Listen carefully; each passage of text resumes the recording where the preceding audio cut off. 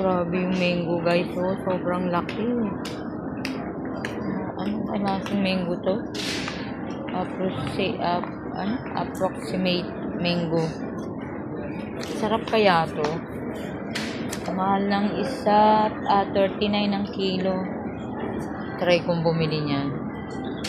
1 kilo na yan, oh. Ang laki-laki, oh guys. So, tingnan nyo kung gaano kalaki.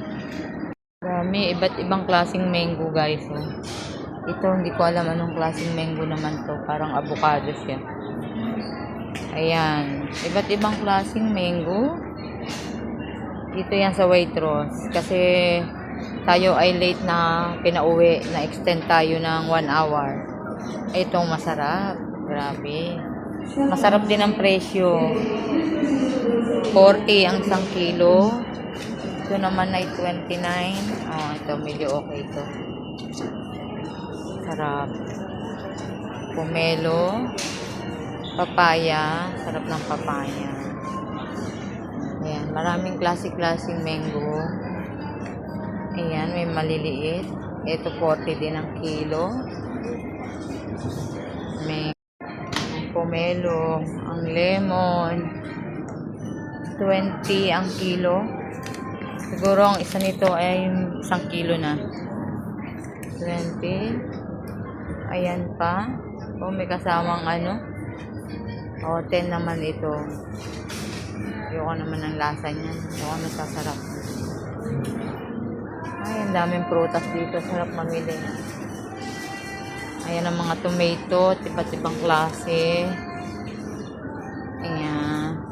Meron na akong binili yung tomato cherry. Tingnan nyo guys, oh. Ayan, masarap yan kaya matamis. Kinakain ko ng ganyan. Oh, ang cute ng tomato, oh. Pahaba naman siya. Ayan naman yung cherry tomato. Ayan, meron ako. Grabe yung mango guys, oh. Sobrang laki.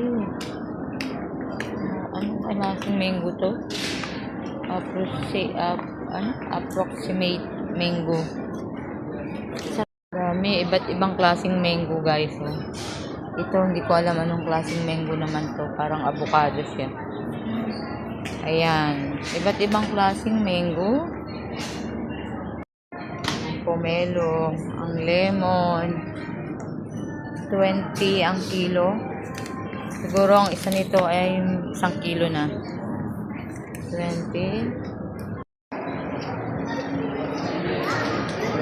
Antok na tayo guys, pero hindi na tayo makakatulog nito kasi